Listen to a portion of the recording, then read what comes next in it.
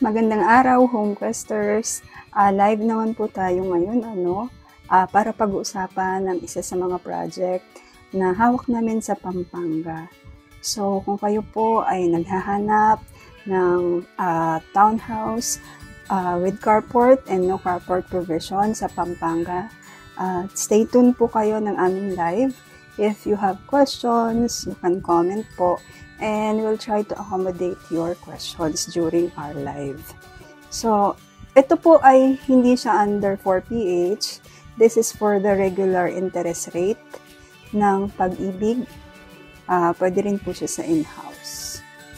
By the way, I am Ms. Noramel Noliora, one of the sales directors ng RRCT Realty, team leader po ng Team Homequest Guide. So, ito ay isa sa mga projects natin under Apex Homes sa Pampanga. So, bakit nga ba magandang i-consider itong Charleston Place? So, unang-una is no history ng site flooding. Alam naman natin ang current situation sa Pampanga, maraming bayan po, like last typhoon, 73 barangays ang nalubog sa baha. But for this particular area sa Santa Ana, Pampanga is hindi po kasama sa reported flooded area last typhoon. And no flooding history pa siya kasi itong area na to ay malapit sa Arayat, Pampanga, and ito yung mas mataas na area sa Pampanga. So ano nga ba ang mga reasons bakit pwede nyo i-consider ang Charleston Place sa Santa Ana, Pampanga? So, unang-una depende sa purpose ng inyong pag-avail. So, unang-una, if ang gusto nyo ay gawin itong primary home sa mga, nasa Pampanga na ngayon at nangungupahan, at gusto nila ng gawing primary home, o kaya naman yung mga nasa Metro Manila na ang gusto naman nila ay gawing secondary home. Like sa mga ka-church namin na gusto ay malapit sa Apalit, Pampanga. So, unang-una, if yun ang purpose natin, ang kagandahan kasi dito sa Charleston Place is hindi na mahihirapan kayo at inyong pamilya in a day-to-day living kasi very accessible siya sa lahat. 5 minutes away lang siya. Andun na yung public market, grocery stores, mga public schools, andun na siya sa town proper ng Santa Ana. Tapos, along the highway lang kasi siya, dinadaanan mismo siya ng mga bus. So, bukod sa mga establishments na yon, kung gusto niyo naman mamasyal ng iyong pamilya, malapit lang siya sa Lakeshore, Pampanga. And then, malapit lang siya, ang mismong gate ay along the highway, so, tawid ka lang sa kabila, sasakay lang kayo ng e-jeep, papunta ng SNR, SM Pampanga, Robinsons. So, very accessible talaga siya. Kung gusto niyo namang mag-Metro Manila, doon sa labas ng gate, mag-aantay lang tayo ng mga bus. Ang biyahe naman ng mga bus doon is going to Monumento, Ocan. And sometimes may Divisoria, pero bihira ang Divisoria doon. So, yun yung kagandahan kasi hindi lang sa day-to-day living na mga establishments siya malapit. Very accessible pa siya if may kakailanganin tayo sa Metro Manila. Kahit commute. And syempre, kapag tayo naman ay may sasakyan, is very convenient kasi ang daanan natin ang tumbok kasi nito is San Simon Tollgate. So, pagpasok natin ng San Simon Tollgate, dire-diretso na pa Metro Manila. Kung tayo naman ay mga OFW, lalo na sa time ngayon, marami tayong mga OFW na ang kanilang departure area ay sa Clark International Airport.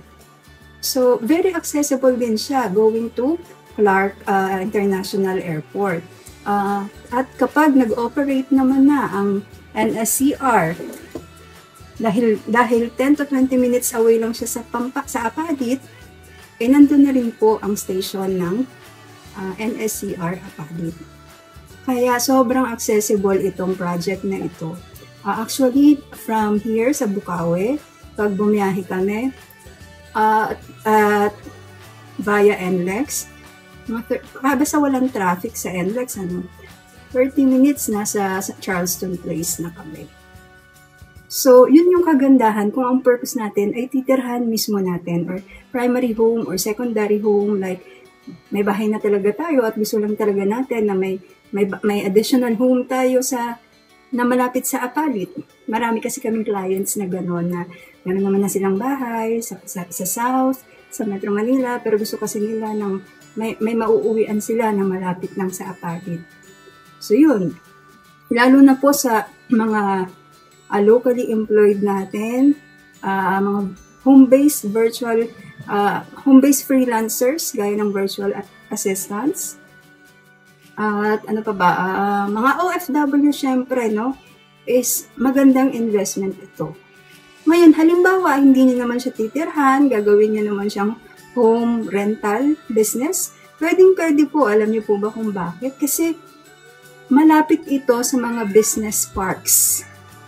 So, kapag malapit kasi sa business parks, ibig sabihin, mas maraming possible na mag-rent. Alam niyo, sa katunayan po, no, kasi may mga clients kami na nag-aabang na nagpapaabang sila ng corner kasi mabilis kasi maubos ang corner. And then, nakakapagkwentuhan kami. Taga-Santa Ana lang din sila, kaso nangungupahan lang. Tapos, ang renta nila is parang 5,000 na 1 bedroom, tapos hindi naman siya up and down. Eh ito, 2-story townhouse na. Diba? So, maraming pwede pong mangupahan sa area na yun. So, kung hindi naman natin siya titirhan, pwede natin siyang gawin sa ganong purpose. At pwede ding magnegosyo sa loob ng subdivision. Mamaya, magpapakita po ako sa inyo ng sample renovation. Pwede siyang gawing commercial space. Like for example, ang unit na makukuha nyo ay tapat ng basketball court, tapat ng clubhouse. O kaya naman yung pinakabungad, dun sa malapit sa gate na kitang-kita sa highway. Pwede nyo rin siyang gawing business. So, pwede rin affordable staycation. Pwede rin pong gawin natin ganon. So, yun yung mga reasons kung bakit maganda na i-consider ang Charleston Place. Aside from that, no, is yung ongoing promo ng ating developer, which is Apex Homes. So, ang ongoing promo natin is yung reservation fee, no? Let's say, wala pa tayong nakalaan na malaking halaga para sa reservation fee, ay mas pinababa na ng ating developer. So, instead na 6,000, ang regular reservation. So, instead na 6,000, ang ilalabas natin kaagad is 1,999 na lamang po. Para masimulan nyo na po ang pangarap na magkaroon ng bahay or home rental property. Then, what else? Aside from the reservation fee promo is free move-in fee. So, ano nga ba ang move-in fee? Once na na-approve na po kasi ang ating housing loan, is magpaprocess tayo ng move-in. So, dito natin siya babayaran. Ang move-in fee sa Charleston Place ay around 16,000 plus. So, free move-in siya, but not all the 16,000 plus kasi except bonds. So, ito yung utility bonds, ito yung homeowners bonds. So, except doon, and then the rest is free. So, malaking bagay. So, ano ba ang mga kasama sa move-in? Actually, may mga itemized naman to, naka-itemize, kasama sa reservation documents na marireceive ninyo. So, isa sa kasama sa move-in fees, no, is yung 2 years na monthly dues sa HOA. Ano pa ba? Installation po ng kuryente. I mean, yung linya, no? And pati yung installation ng linya ng tubig. Kasi for Pampanga project kasi ng Apex Homes, since hindi siya under Meralco, malaking possibility, pero wala pa naman kasing confirmation, malaking possibility na self-application siya pagdating sa kuryente. And sa tubig, self-application talaga siya. Pero naka-ready na ang mga linya. So, Yun yung kagandahan kasi maliit na lang yung reservation fee na ilalabas natin at naka-free move-in fee pa. So, magkano nga ba ang units or ang townhouse unit up and down sa Charleston Place? So, last day or the other day rather, nag-open kasi ng bagong blocks. At may kasamang mga with carport. Kaya ito yung furniture ko, with carport. Kasi marami talagang naghahanap ng with carport. So kapag with carport, as nakikita natin dito, ang carport provision niya is nasa harap. Although ito po ay provision for sedan. Pero kung SUV or pickup ang ating sasakyan, uusli lang siya ng kaunti sa gutter. So, masasakop konti yung gutter kapag ganon. So, ang pinakamababang price po for a townhouse with carport is ito. So, reservation fee is $1,999. Then, monthly down payment or equity is $5,445. Although, this is for a specific unit lang kasi iba-iba kasi ang exact price sa bawat unit depende sa pwesto niya. Kung saan siya nakapwesto banda. So, for this unit is $5,445.79 and this is for 23 months na down payment term or equity term. Kasi ongoing constructions po ang mga bahay natin sa Charleston Place. Marami na pong mga nakatayo, lalo na yung bandang gitna and then pakanan. Kaya lang yun po ay sold out na. May mga may-ari na po yun. Then, for this one is 23 months. Ibig sabihin po, by the way, pag tayo ay nag-reserve ng unit, $1,999, ang start po ng down payment natin ay after 45 days of reservation pa. So, halimbawa, today, November 14 ba ngayon or 15? 15! Sakto sahod pala ng ating mga locally employed. So, November 15, ang start ng down payment or equity nyo yan, mga December 4th week pa or pa January na. Yung exact due date, ibibigay naman yan sa inyo once matapos ang inyong orientation. Then, after 23 months, stop payment po muna tayo. Wala po munang babayaran habang i-apply po ang ating housing loan. So, ang housing loan sa Pag-ibig, for 30 years na loan term, ito po siya, 9,772.50 for 30 years loan term and ang required income or required salary is 27,900 plus. Pero ito po ay para sa 18 to 35 years old. So below 35 years old, 35 and below po itong required income na ito. So kung tayo ay above 35 years old, mas malaki na po ang required income sa atin based on our age. So, halimbawa, gusto nyo magpa-compute, magkano po ba ang aabutin ng monthly amortization or magkano po ang required salary sa age ko, message nyo lang po kami at magre-reach out po ang isa sa aming mga agents. By the way, sa required salary, take note lang po na ito ay basic salary only. Para sa mga OFW, if seaman is buong sahod niya sa contract. Pero kung land-based tayo na OFW is yung basic lang din po ang kukunin. So, hindi po kasama dito yung bonuses, allowances. For locally employed, kasama ang pera and COLA plus the basic. So, kailangan lang po is at least 28,000 kung tayo ay below 35 years old. At halimbawa naman po, gusto natin, wala namang carport, meron din po, mas mababa ng kaunti. Sa walang carport, ang monthly po natin sa walang carport, ang monthly down payment po is nasa 3,500 kapag walang carport. And then, sa Pag-ibig niya is 7,600 plus.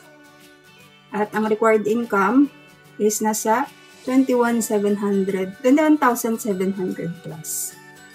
What if, ma'am, if you have questions, Miss Nori, pwede po ba na-combine kami ng wife ko or ng husband ko or even ng friend ko? Pwede po combine. So, let's say kulang po ang ating required basic income, sa required basic income. At meron naman tayong mapagkakatiwalaan kasi hindi naman kailangan na kamag-anak. So, as long as ito po ay sa pag-ibig, ano? Pag bangko kasi iba ang requirement ng bangko. Pero wala naman tayong bank financing for this project. So, kahit naman hindi natin kamag-anak, basta lang pinagkakatiwalaan natin is pwede nating maging co-borrower. Kasi syempre kapag co-borrower po, kasama po siya sa titulo. Siguro sa mga susunod nating live, i-discuss po natin yan. So, pwedeng i-combine ang inyong sahod para po sumapat sa required salary. So, again, this is for with carport. Paano po kung walang pag-ibig? Tapos, may question lang, no? Tapos, 12K lang po ang salary. Ano po ba ang work nyo? Ma'am or Sir Chris or Sir Jay? Ano po ba ang work nyo? Kung kayo po ay locally employed, tapos walang pag-ibig contribution, hindi po tayo qualified mag-housing loan. So, kapag locally employed po, kailangan po may deduction tayo for pag-ibig contributions. Kasi required po, ayon sa batas ng ating mga employers, na mag-deduct or magbigay ng statutory benefits, which is kasama po doon ang pag-ibig. So, ano po ba ang inyong work, sir? Or ma'am? Let me know po para, or mag-message ka po, mag-PM ka po sa amin. Meron akong pag-ibig pero di nahulugan. Ano po ba ang work niyo, sir? Kahit i-PM mo po sa amin, dito sa aming TikTok account, i-PM mo po kung ano ang iyong work kasi kung tayo po ay kasambahay. Okay.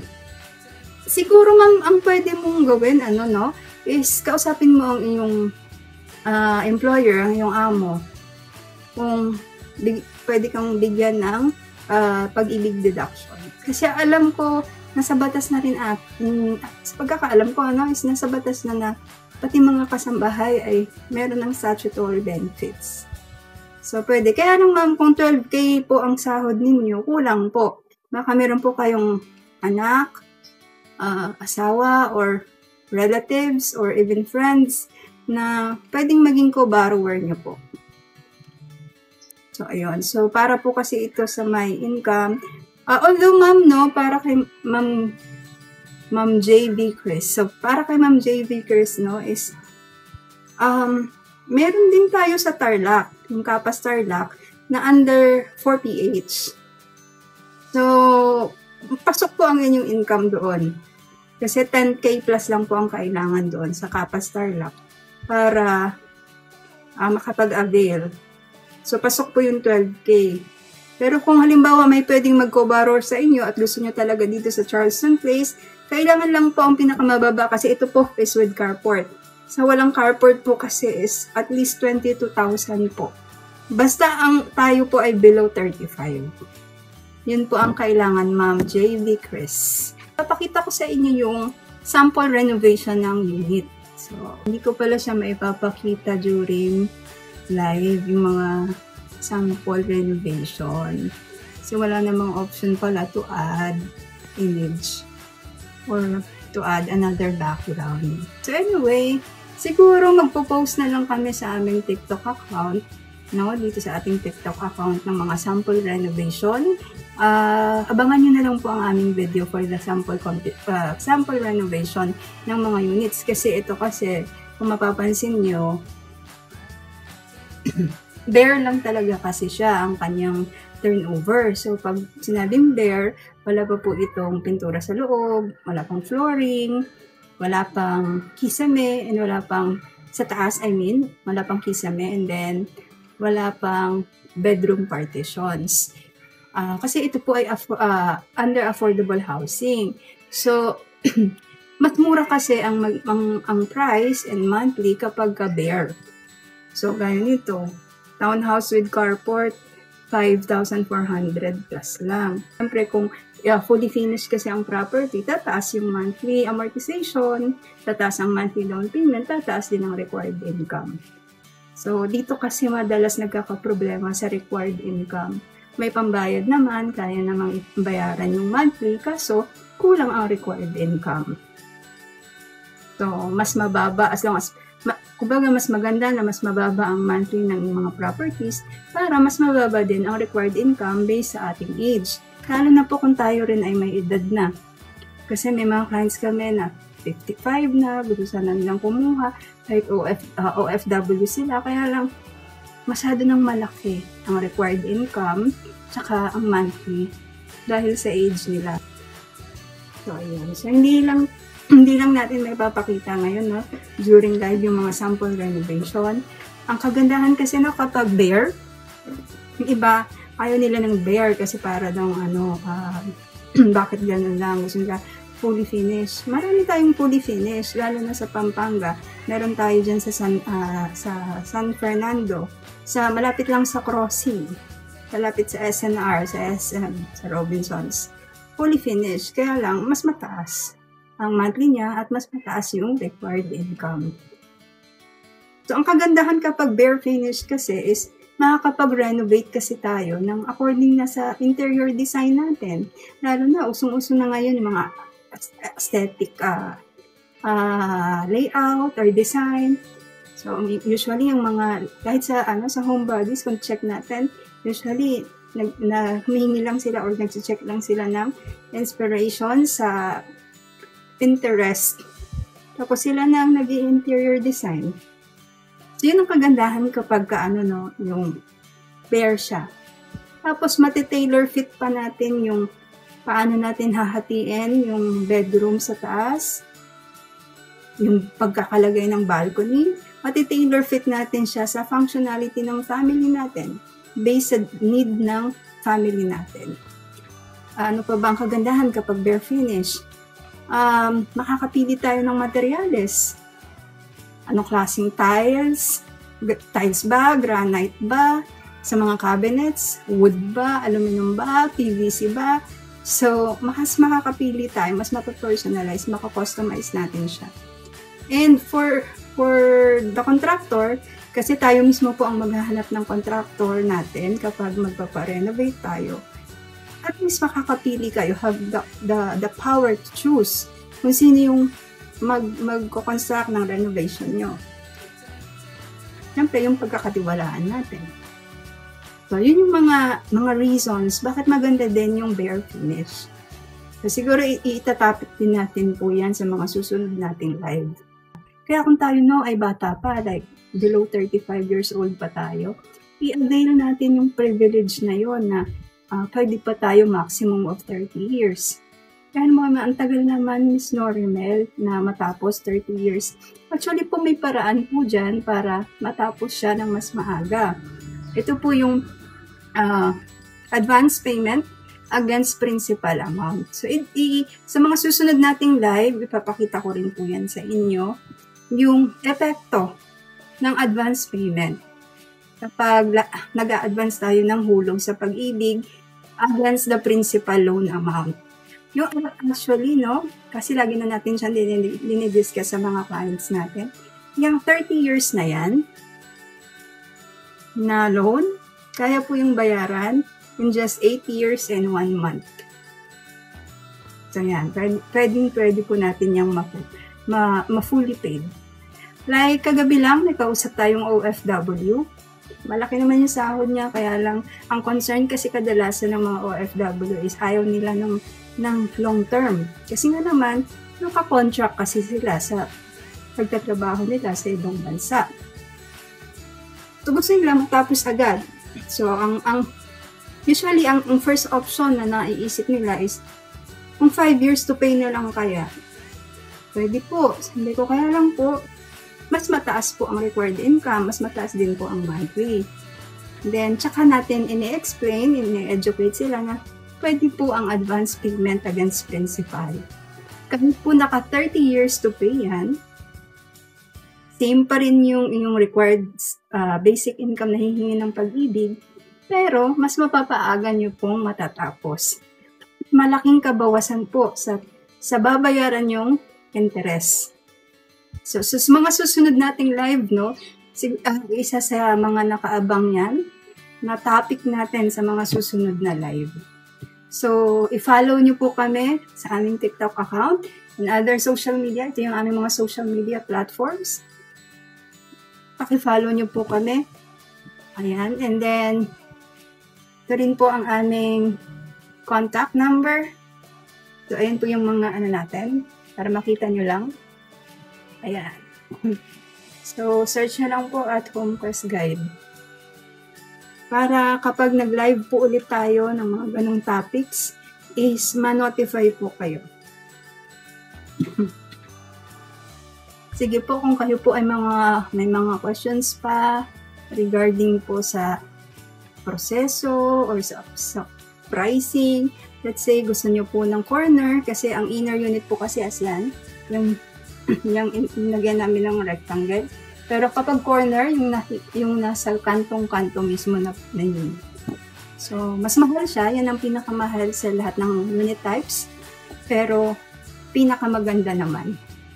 So, kung gusto natin ng corner unit, ng townhouse with carport, and at yung isang regular townhouse na no carport provision, mag-message lang po kayo dito sa aming TikTok account or any of our social media.